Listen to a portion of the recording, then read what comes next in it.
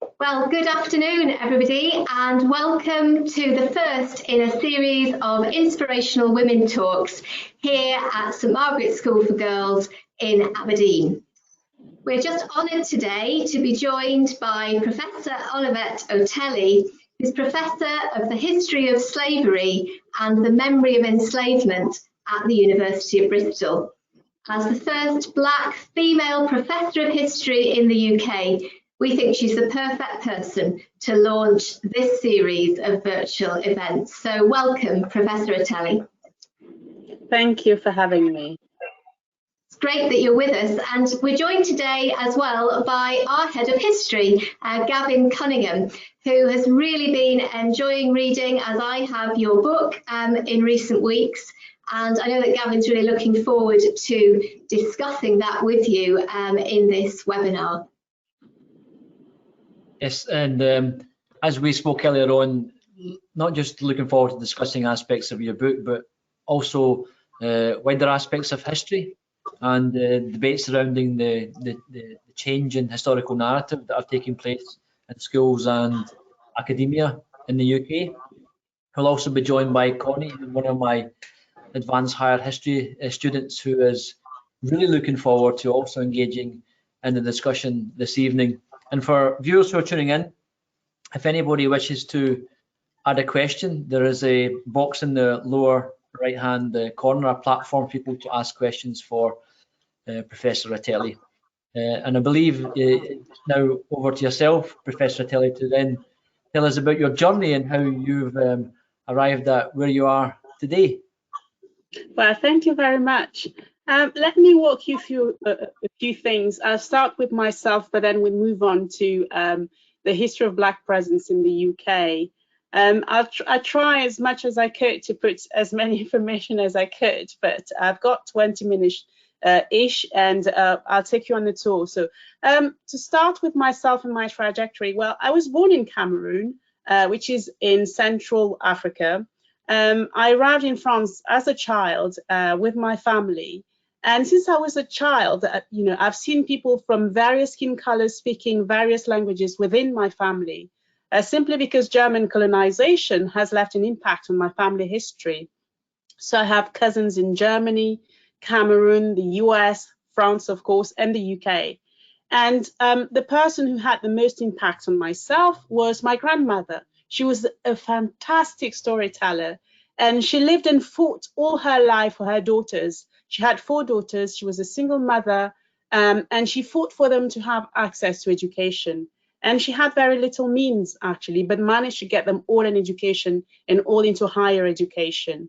And at a very young age, she told every single one of her grandchildren, and later on her great-grandchildren, that they should have big dreams, large dreams, hopeful dreams.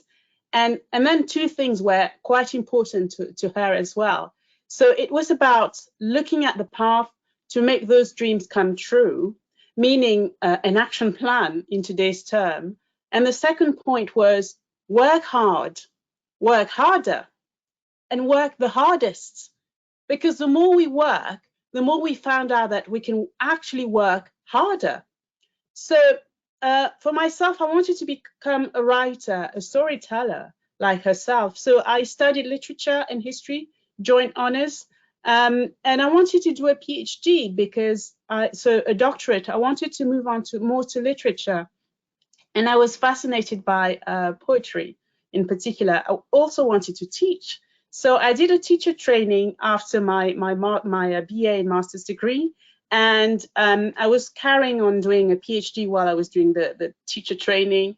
And after that, I was successful and taught in primary schools, taught in secondary schools, and then finished my PhD. And when I finished my PhD, I started teaching at higher education in university level. And really the turning point for me when I decided to shift from literature to history was in 1996, when Bristol, during the Festival of the Sea, forgot to talk about the subjugation pain of African captives and Caribbean people, populations, but only decided to focus on the story of explorers, conquerors, conquest, and wealth without any mention to the price paid by those who were enslaved. So I shifted from doing a PhD on, I decided to do a PhD on not literature, therefore, but a doctorate in history and precisely the history of European colonization and slavery. So I worked really hard. I spare you all the details. Got a job in France, but at the time I was in love and I was living in Wales and I had a child. So I commuted for 7 years before finally getting a job in Bath, where I stayed for 6 years and then got a job in Bristol last January, where I am now. So this is a bit about myself. Now let's talk about Black presence in Britain. Following the killing of African-American George Floyd in May 2020 in the United States, a large part of the world, including Britain, became really the theatre of anti-racist demonstrations organized or supported by the Black Lives Matter movement. And the question central to these demonstrations was the link between police violence and racism, as well as the impact of colonialism and slavery in particular, still have on our societies in Europe, including Britain. So one of the issues that was at the core of these demonstrations was the way Black and brown people, when I say brown people, I mean people of extra-European descent, have been represented, treated and exploited in Europe, Americas and Asia since the 15th century. So European colonization was about acquiring wealth by any means necessary to support intra-European conquest and rivalry between kingdoms, as exemplified by a series of wars of succession in Europe. I'm not going to go over those, but you probably heard about them.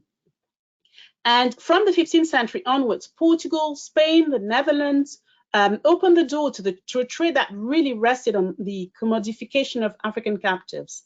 So it means that they were transported across the Atlantic and towards the Indian Ocean to be used as labor, as currency, and even as reproductive tools to increase wealth. What has been named the transatlantic slave trade was also named as the African trade, and it included human beings as well as ivory and other goods.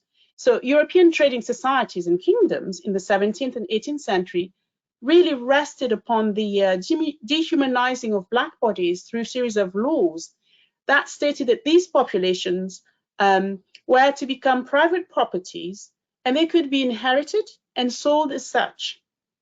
England, Scotland, Wales, and later Ireland were very eager to engage in a commerce that had proven to be very lucrative for other European kingdoms. So they started to look at ways to enter the transatlantic slave trade as early as the 16th century. And these traders and sailors have been traveling across the oceans, across the globe prior to the 16th century, of course. But a few captains such as John Locke and William Towson were amongst the first to kind of plunge the kingdom into the commerce of African captives, and that was between 1555 and 1557. Plymouth-born John Hawkins took the matter further by engaging in the 1560s in acts of piracy, but some people consider that they were actually acts of privateering. We could talk about the difference later. And he, those acts earned him the support of wealthy English investors. And Queen Elizabeth I supported these ventures by providing ships, guns, and supplies. And African captives were sold to Spanish colonists because England, Scotland, and the rest did not have colonies in the Americas. So the slave trade attracted more merchants, while the idea of crossing the oceans was to set up colonies in North America was being explored by several men, and in particular, somebody called Humphrey Gilbert. Fast forward, that trade was very profitable, so much so that it was opened through an act of parliament to all merchants and investors in 1698.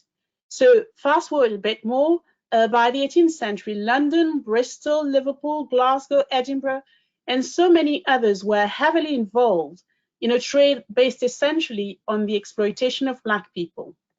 So the virtuous circle of wealth, and I'm using economic terms here, went hand in hand with the development of a hierarchization of society based on skin color. But that's not all that there is to it. So from Reverend Thomas Clarkson to African-born Olaoda Equiano To William Wilberforce and others, the question of enslaving fellow human beings actually troubled a number of people in the 18th century. So when you hear, oh, these people were men of their time, they were just doing what everyone was doing, actually, in the 18th century, you had a lot of people opposing that trade, seeing it as inhumane, ethically dubious, and etc. So they campaigned for the abolition of the slave trade, and it happened in 1807. It means that ending the trade was done, but the institution of slavery in the Caribbean continued. So planters and slave owners still had their enslaved people working for them. And another campaign started, mainly led this time by women, and they started, and the campaigners won, and it ended up with the abolition of slavery in 1833. An important point here to remember is that revolts in the Caribbean had always been part of resistance to enslavement as well. They threatened the institution of slavery throughout the 18th and 19th century, and these rebellions were accompanied by vast debate within and outside Parliament in Britain about abolishing slavery and later ending a system known as apprenticeship that was put in place supposedly to prepare Black people for the idea of freedom.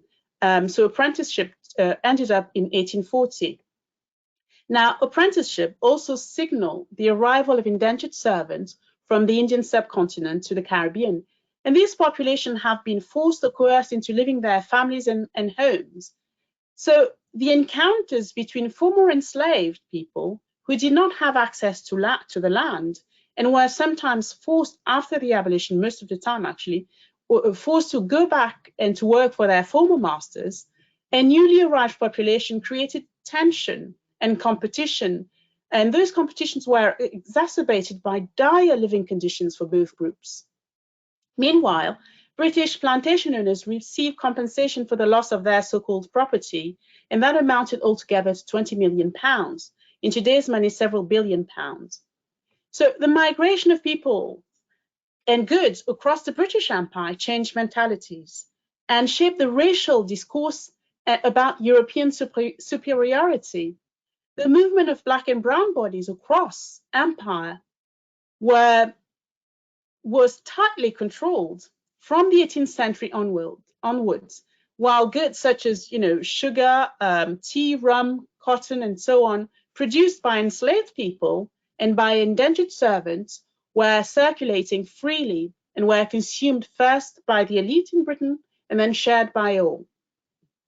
In the 19th and 20th century in the Caribbean, poverty created, and violence, of course, created a hierarchy, a society based on the gradation of skin color. In other words, the lighter the skin, the more opportunity one had, and the easier one had access to social promotion, and one could climb the social ladder.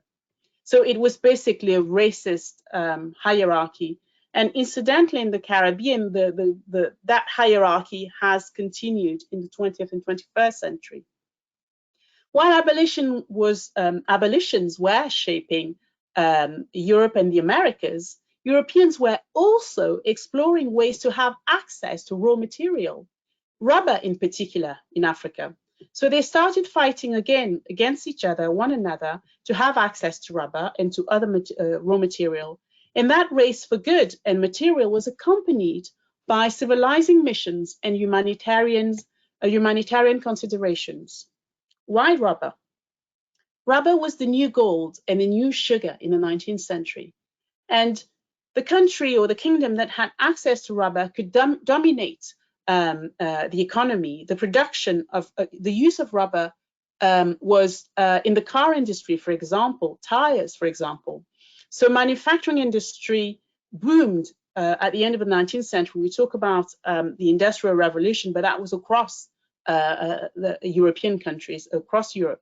So the person who controlled access to rubber could potentially become the new leader in Europe in the 19th century and the 20th century. At the Berlin Conference, that is now known as the famous or infamous Berlin Conference of 1884-85, you have Europeans deciding to stop fighting against each other to access raw material in Africa, but rather sitting together to talk and deciding to carve the continent, African continent, in ways that would allow all of them, or each one of them, to get access, to get a piece of it. New countries such as Germany and Belgium wanted in, and they aggressively got in. I'm not going to develop, but you've probably heard of King Leopold II. So greed and power would lead eventually to the First World War. British Empire subjects were mobilized to go and fight for Britain on all fronts. So you have about 1.5 million Indian soldiers that had been recruited to fight for the British Empire, while 16,000 men from the West Indies, meaning the Caribbean, had been recruited to fight for the kingdom. They came from Jamaica, Trinidad, Tobago, Barbados, the Bahamas, St. Lucia, St. Vincent, and so on. They served on all fronts in Europe, the Middle East, Asia, and Africa. They didn't receive the same pay as their white counterparts. They were treated poorly. And if you are interested, I presented a 6-minute documentary for the BBC that is really aimed at schools, and you can access it on iPlayer. It was 2 years ago, but the BBC decided to allow access again, and it's about Black British First World War soldiers. So after the war, the First World War, some stayed in Britain, most went back to the Caribbean, and along came the Second World War. And again, they were asked to come and support the motherland. They came from all corners of empire, same treatment. Many ended up in concentration camps and did not participate in the liberation parade that you often see on television. You see white soldiers celebrating V-Day, and yet people from empire were also there. Some of them were also there. About 1.3 to 500,000 of them, no, actually about 1.3 people of them have joined the British Army. Again, some stayed, but most returned home quite disillusioned, really. After the war in 1948, Britain again asked Caribbean men and women to come and help rebuild the country. Large-scale migration started in 1948 and ended up in 1973. And these people were British citizens. The British government was absolutely desperate for these people to come and help rebuild the country. So much so that beside word of mouth in the Caribbean, it set up processes for a direct recruitment of labor through British agency posts. In Barbados, for example, a sponsorship scheme was set up in 1955, under which British Transport Commission, the London Transport Executive, the British Hotels and Restaurants, even the regional hospital boards received workers from the Caribbean and across the empire. But when I say large-scale migration from the Caribbean, we really have to be cautious with the figures and keep things into perspective. Now, to give you a sense through figures, after the Second World War, 100,000 Eastern European people, displaced people who were in camps in Germany, in Austria, were recruited by Britain. In the 1951 census, you have 650,000 Irish and Polish-born migrants in the UK. I'm repeating, 650,000 in the UK. In contrast, you want 17,000 people born in the Caribbean living in Britain. In 1961, the foreign population was about 5% of the total population of the UK population. And out of the 10 countries these people came from, 8 of these countries, had many white population. So you had only 2 that had many black and brown people. What does it mean? It meant that the vast majority of post-war migrants were white. So when we talk about large-scale migration, we have to be really cautious about this. These figures are, I think, a good starting point and an important point if you want to understand the Windrush scandal. Again, I'm not going to dwell on this because that's not the topic here, but many things happened between the 1960s and 2020. For example, the race relations, the 1980s race riots, the Stephen Lawrence horrific death and the inquiry, and so on. Fast forward again, 2020. 21st century demands for a full disclosure of all aspects of colonialism and slavery and adequate teaching of these very well documented histories, including stories of liberations, such as resistance to enslavement, Pan-Africanism, Black radicalism since the 18th century in Britain continue to be met with resistance. Debates rarely challenge the kind of stories that were taught to generations of Britons and how that have actually shaped their understanding of questions such as citizenship, a sense of belonging, who gets to be called British.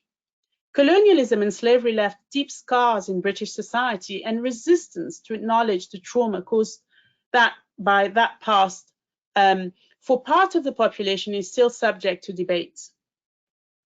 While in other quarters, discussions are focusing on the alleged positive aspect of subjugation of local populations.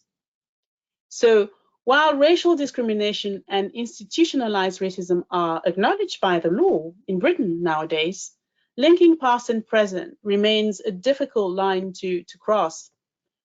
Meanwhile, race science and eugenics continue to appeal to some people, and the violence inflicted upon Black populations deemed unequal by some people continue to be a reality for many in 21st century Britain. It seems like a dire, story, horrific story. But I still want to end on a positive note of hope. Just like the abolition campaign was a work of collaboration, support, and mobilization, ending systemic racism, challenging social and racial inequalities, and building a fairer society is possible. We urgently need to include these stories into the curriculum, not just stories of enslavement and pain, but also stories of collaborations and understanding. That is the reason why I wanted to write a book about what I called African Europeans, because there's a history before the history of enslavement, of Black presence in Europe. And that is also the reason why I wanted to share these my views with you today.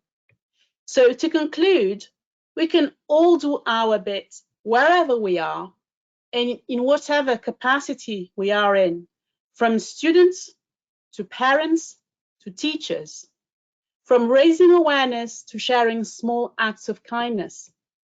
It might not lead to big changes, but I believe that there's humility and profound joy to be found when you know that you are contributing to something good, you are contributing to something larger than yourself, that you are helping build bridges and bringing peace and hope to many people.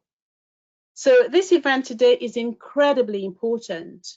And I want to warmly thank the school, all staff members, the head teacher, and you, incredible students, for attending and engaging with me, and you parents as well, for sitting there and taking the time after a day's work to come and listen to us and engage.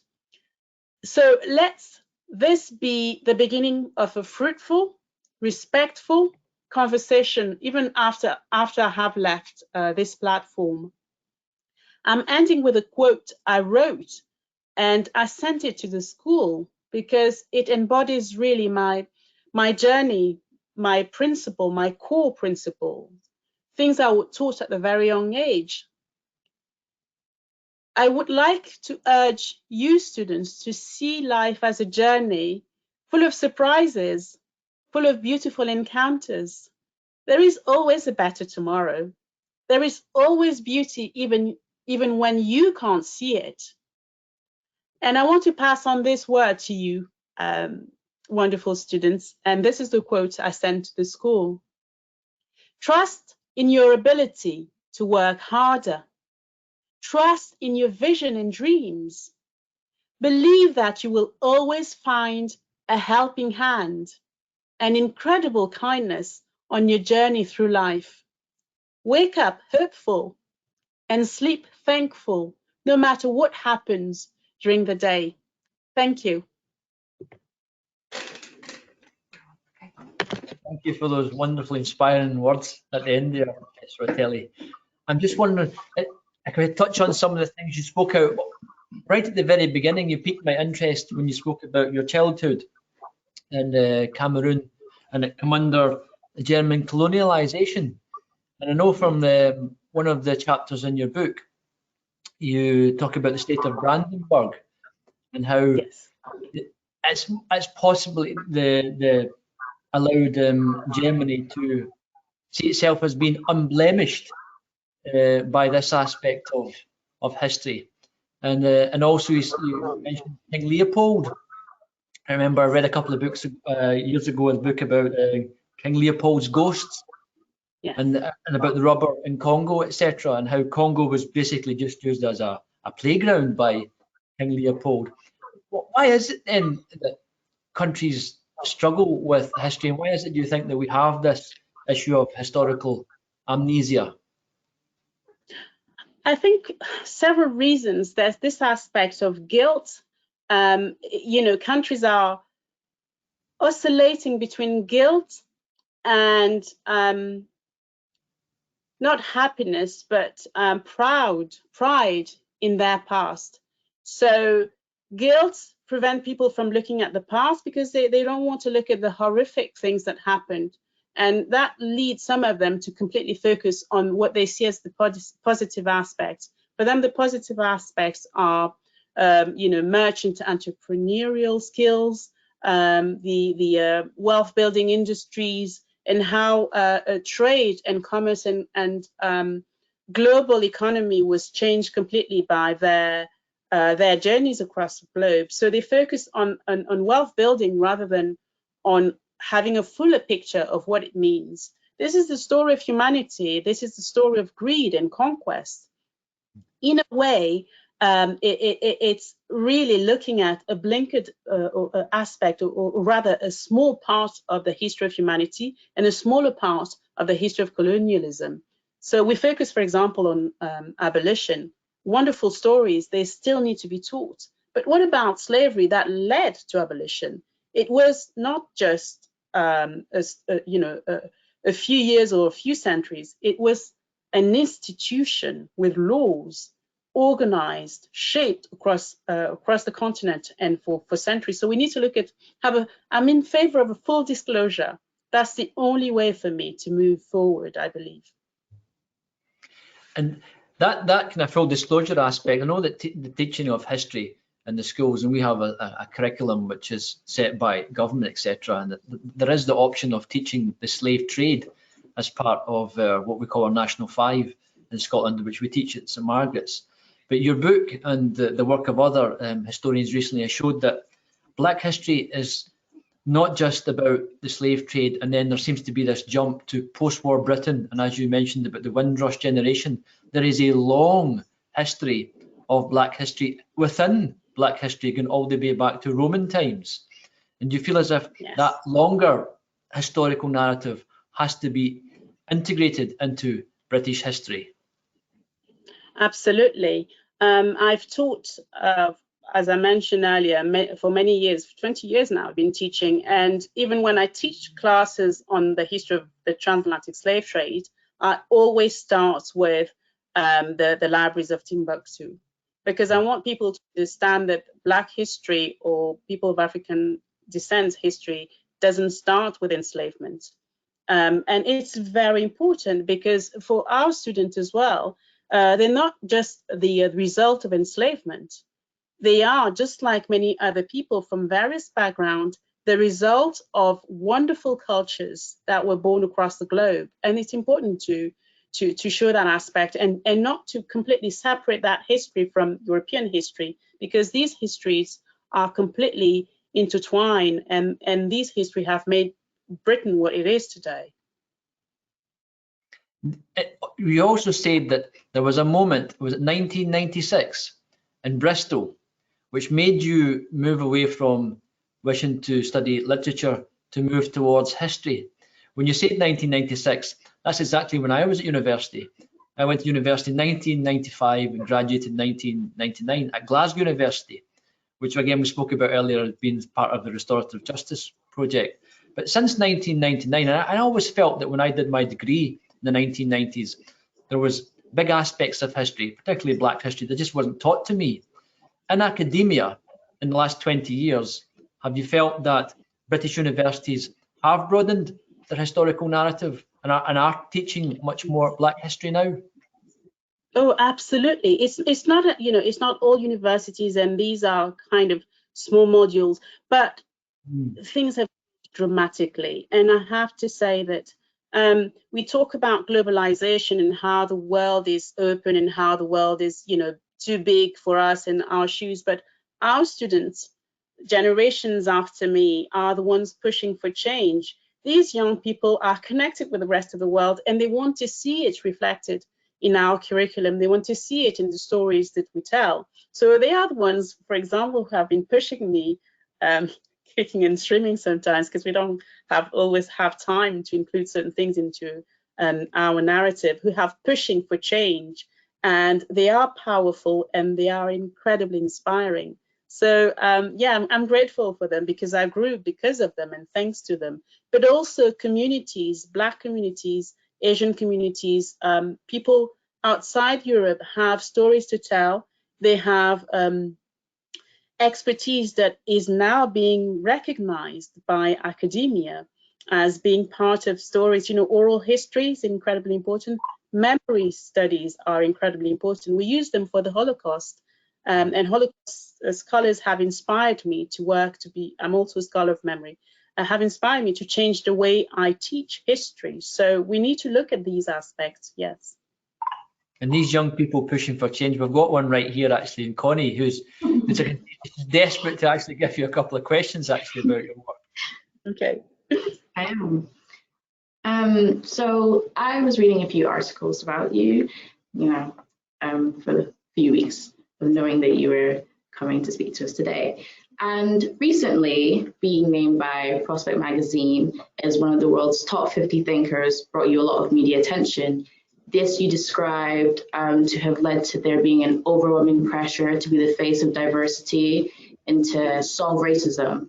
Could you please expand on this quote and kind of guide us through how you handle this pressure?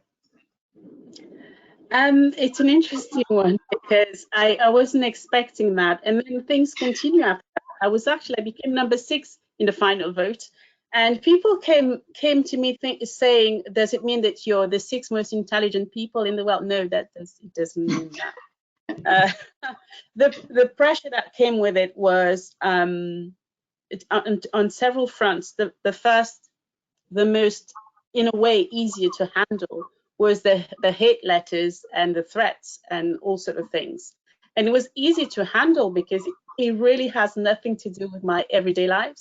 You probably meet me on the street, you would not recognize me with my, where I am. So I discard those people because they have other issues that are not really about me. They're about what I represent. What was difficult, though, is that my institutions and other institutions, I'm involved in several committees, they certainly believe that people seeing me would prompt others into action, which is true, but it means it requires me to sit on all boards and to talk to various people. And I teach, I research, I do so many other things that it reached a point where I was sleeping 3 hours a night. It was really, really hard. But what grounds me is always family.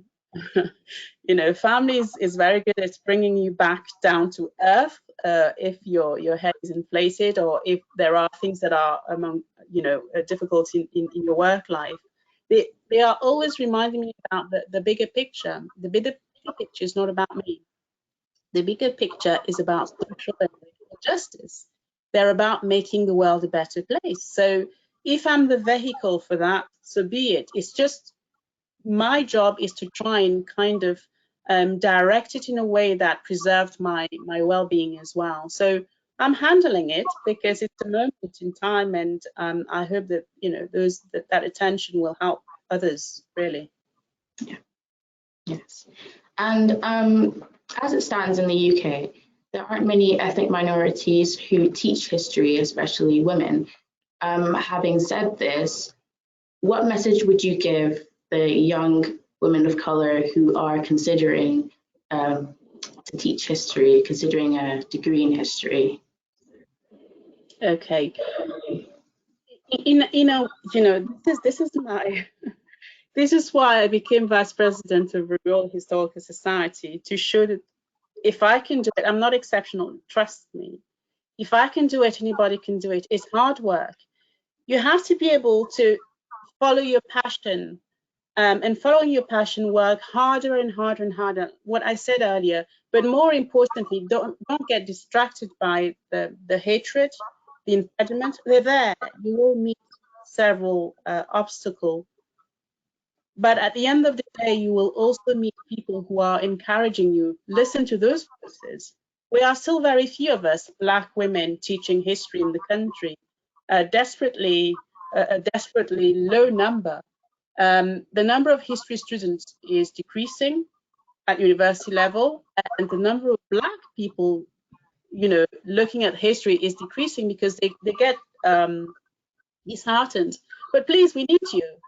I mean, I haven't done all this for some of you to just give up. Just stand on your shoulder and carry on. You ought to do it. Yeah. I know at times I can feel that my race and my gender may, be my greatest setback in the future. And I know others feel this way too. Also, having said this, how can we stay motivated? How can we keep on going? How do we feel reassured that there is going to be light at the end of the tunnel? Okay. What several families have called the double jeopardy. You're Black and you're a woman. This is total chaos and catastrophe. But actually, no, this should prompt you into action. You know what? Because of that, you have a very specific lived experience that you can share with others. You can mobilize forces. You can explain because you have that experience and nobody else can understand what you're going through. In terms of prompting, going into action and organizing, you need to organize. You cannot do it on yourself, and you're not alone to do it. Find people who are like-minded, from all backgrounds, who are like-minded, and you will see together, you will manage to create something quite powerful. And I have always had that since I was a child. Since I was like 10, you mobilize, you find good friends, and then you strategize, and you go for it for wherever. So you can do this. Yep. That is all my questions for today, actually. Thank you very much. Professor Otele, in your epilogue, in your new book, you clearly talk about how young people have been mobilised, and the connectivity of living in the internet age is really bringing awareness to the issues we've been talking about this afternoon.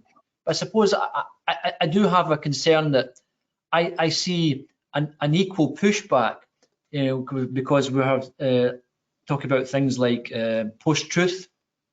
Barack Obama has also been talking in America in his new book about truth decay in American politics. Is the internet and this new connectivity that comes from mobile communication is able to change the historical narrative that we've been talking about? Yes, I think so. There's post-truth, there's all that.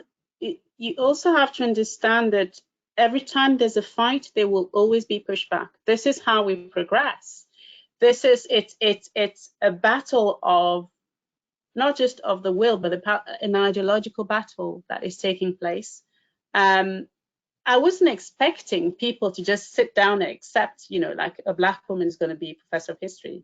I'm expecting the pushback, and you have to be prepared for that. Being prepared doesn't mean that you know all the nastiness that will come with it, but you have to be prepared to see the bigger picture. Internet in that respect is both good and bad. The internet has helped mobilize all sort of people from the other side to our side. And again, we have to accept that this is the way it is. It's when at some point you don't know which one is right, which one is wrong, which one's the truth, which one isn't. I suspect most people absolutely know when it's a lie. and they would seek for information to kind of support their narratives. But it's our job as educators to constantly, it's exhausting though, but to constantly challenge that. It's our job. Challenge that, offer alternatives, because just challenging is not enough. How do you build up after you dismantled? I know that you've said that you've lived in both Paris and now Bristol, and my, I suppose, realization. Sorry, actually, I don't actually live in Bristol. I live in Wales. Oh, sorry, sorry. My realization that there was issues with the pushback and almost a kind of siege mentality in France was with the French film La Haine. Were you living in France at that time when that film came out?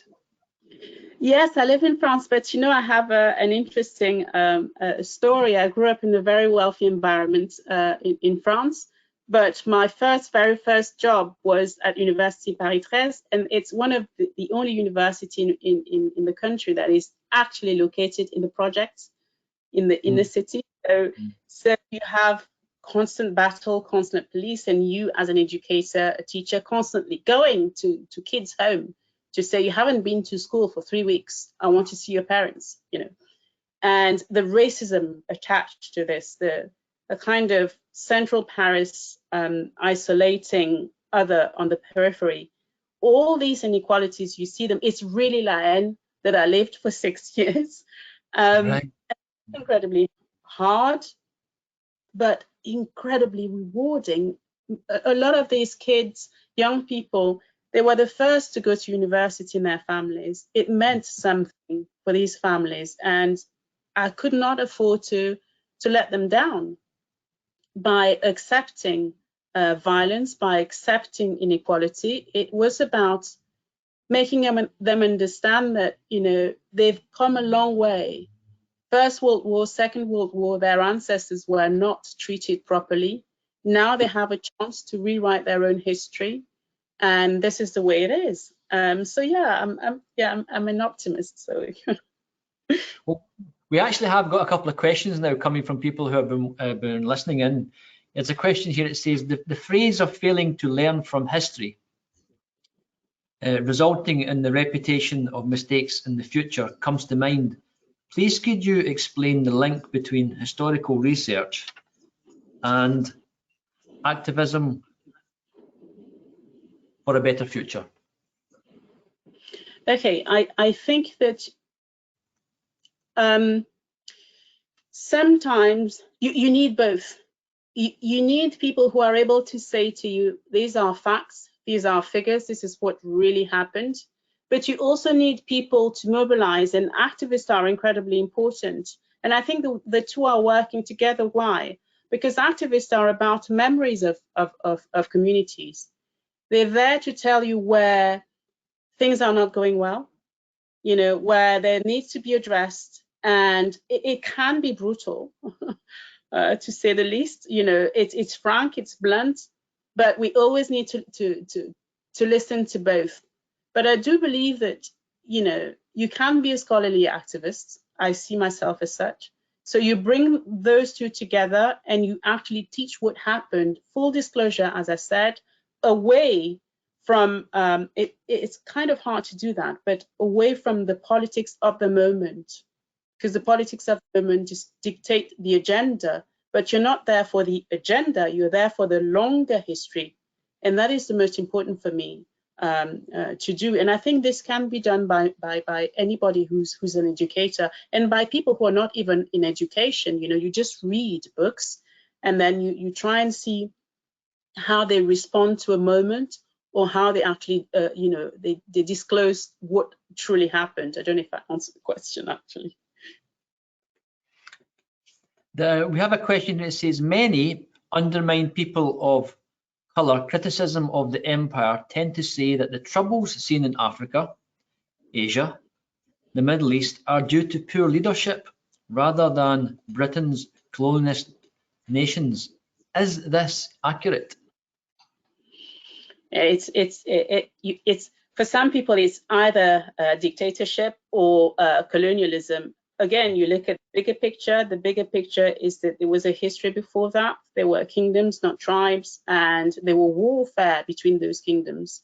The difference is that empire has put in place a hierarchy, or certain hierarchies that did not exist before that, and therefore you have a rewriting of that history.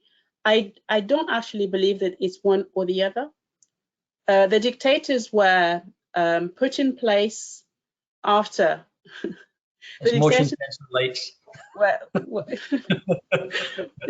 The dictators were put in place after. In other words, there are many countries in Africa where you vote, but your vote doesn't count. And those put in place, and I'm not going to name because I know some of them and I want to go back to this country. but you know, the dictator hasn't been voted by the population, but the dictator has a military capability that is provided by European nations, former colonial empires. So it's complicated, but it's not one or the other. It's definitely both. I have a question for you, and it's about Bristol, and it's really about the debate that was surrounding the statue of Edward Colston. And when you look at how that, although it was quite unsettling in parts actually, when you looked at what was taking place in Charlottesville in America at a very similar time, does it suggest that Britain's able to stare its history in the face more than other countries and deal with maybe ugly aspects of our past and accept it? I think Britain can face anything. You know, that resistance is now it's becoming ridiculous. We have the facts, we have the records, we have the figures, we have young people learning that history and pushing back. What happened in Bristol is the result of nearly 2 decades of discussion about the place of Colston in urban landscape, and the discussion have stalled. So when I saw that on telly, I was like, oh, what? This is not happening. Me, an educator, I wanted to see the statue. I wanted Bristol to find a compromise. Young people decided otherwise. So there's a global change that is happening, and whether we want it or not, it's just happening. The push, yes, but it is happening. Just incidentally, I wanted to mention something. A report published today by the Welsh Assembly, the First Minister, has tasked us to write an audit about the statues in Wales related to the slave trade. We found more than 200 of them, and the report came out today. And I really urge people to look at it, because it's really looking at all the statues, the memorabilia, from streets to objects that are related to the slave trade, and it's the first of its kind to be done in the country. So, and that was done. The decision to do that was done after Black Lives Matter in Britain. So things are moving. I do feel there is now a moment of real change taking place, actually, that it's not just tokenism, but it does actually have legs, this one. We have another question here. It says, what can TV and movies do to help change the situation? Black women and Asian men are underrepresented. How important is the role of the media in all of this? My colleague and friend David Olusoga has a lot to say about this. The media have been responsible for the state of things that we see now. The lack of representation means that people don't see themselves as models, as role models, and it's the same for teachers. So we need to change that aspect. And the BBC and other channels are trying to commission new programs, new things. It's very slow, because the backlash is there. Members of the public writing to complain because, I don't know, certain supermarket has put a black family in an advert is a backlash. But we need to resist and continue to push forward, and to write to Ofcom, to write to the media. That's the only way forward. Not just accept the backlash, but do something about it. I mean, I have been talking to Connie, the BBC have been running this series on a Sunday night, the Small Acts Productions by Stephen McQueen, and Connie's been watching it and really interested in looking at aspects of history that are just almost out of the blue for people. We didn't really know this took place. And you enjoyed the very first one, didn't you, Connie? That was Mangrove. Mangrove. Yes, I absolutely love Mangrove. I actually didn't know it happened, so watching it was really educational, really inspiring. It just shows it's incredibly important. Sorry, go on. Even in modern history, a lot of it is written out. You know, Absolutely. A story like that should be relatively well known by most people in the country, but it was not.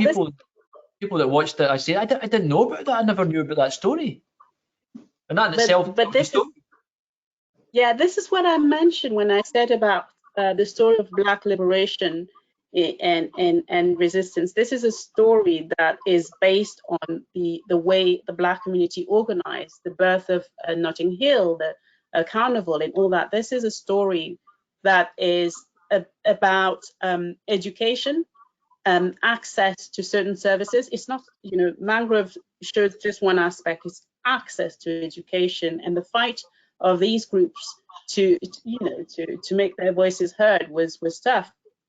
And I was so proud of Courtney Newland and all the people who contributed to that production. Of course, Steve McQueen, and I'm chuffed as a history teacher. I'm just like bursting. Yeah, I mean, it's just the central memory of programs like that is just the injustice that comes from that.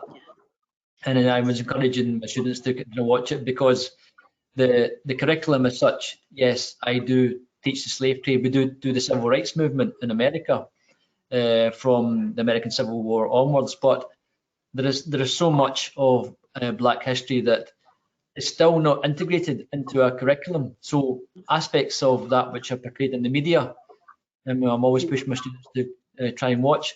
But I suppose that's another question for you, actually. We've had media dons in history over the past 10, 15, 20 years, like Neil Ferguson and Simon Schama, David Starkey, etc. Is it something that you fancy yourself becoming, a media don? I'm not going to, again, as Vice President of the Royal Historical Society, I'm not at liberty to comment about David Starkey, just to say that we asked him to remove himself for the society, shall we say, some time ago after the incident. Simon Schama is a lovely man, so I can't say anything bad. Ferguson, okay. I think it's time to move to other people who represent 21st century Britain, colorful, vibrant, interesting, not just people of color, but, disabled, people with disability, all sort of people who represent the country. This is a beautiful, absolutely incredible country, and it's not represented in the media, so it's time. Yes, it is. And you said that your colleague that you work with is David Olusoga. He does some fantastic work for the BBC as well, doesn't he? Yes, he does. We don't belong to the same university, but we are friends. So he is an amazing person, an amazing presenter, but a human being. He's an amazing human being. I noticed in your bibliography as well of your book that Bonnie Greer is mentioned a couple of times. Is she a friend of yourself also? I always enjoy watching her. I always enjoy watching her with question time. Yeah, Bonnie is how do you say? She's a challenger. She's just fierce, and she's blunt. She just goes, I'm American. I can say whatever I want, whenever I want. But deep down, again, these are people who are incredibly kind. Yeah. These are people who want to see change, and they will do and take people around them. So she's the face, but behind her, there are many people who have had jobs because of her, who have had access to certain things because of her, because she's kind. And she's not working alone. And she's somebody who would take people from, excuse me, people from all background, and that too is important. It's not just about Black, Asian people, it's about all of us. I have one final question from someone who's watching. They are asking, Yes. which positive aspects about life in academia can you share? Is that a trick question? I would say without a single doubt, is the interaction with students. Yeah. I absolutely love being with students. I love the fact, even when they don't want to talk and I'm dragging them to engage, I love the fact that, they're listening in their quiet way. British students are very polite. They're challenging in their very polite way. Completely different from the French. But they're engaging with all sorts of topics, and we're developing our courses together. In other words, I like to have a measure of what worked, what didn't work after each session, and therefore I know where not just their interest lies, but where I should push a bit more because they're resistant to this or that. So it's a constant dialogue. So no doubt it's the students. Well, there's no more questions from the audience out there, and I think we're coming to kind of the end of this webinar. But before I pass on to Connie, can I thank you so much for your time and the good humour and insight that you've provided in this past hour as well. I'm really going to enjoy following your work moving forward, and I'll be encouraging my students to keep up to date with what you're doing in the field of academia. Thank you very much. And I'll pass Thank you Connie. so much. Thank you so very much for having me. Yeah. I just want to say, on behalf of the St. Margaret's community, it has been an honor hearing you speak about your life, education, your journey to becoming the first Black female professor of history in the UK. And I really enjoyed the part where you ended on a good note and you said, building a fairer society is possible. I think that is something that we can definitely all agree with. And personally, for me, I know that I will be taking your story with me to uni, as it was so inspiring and uplifting. And and I can definitely and truly say that you have started our series with a bang. So thank you so much, Professor. Thank you.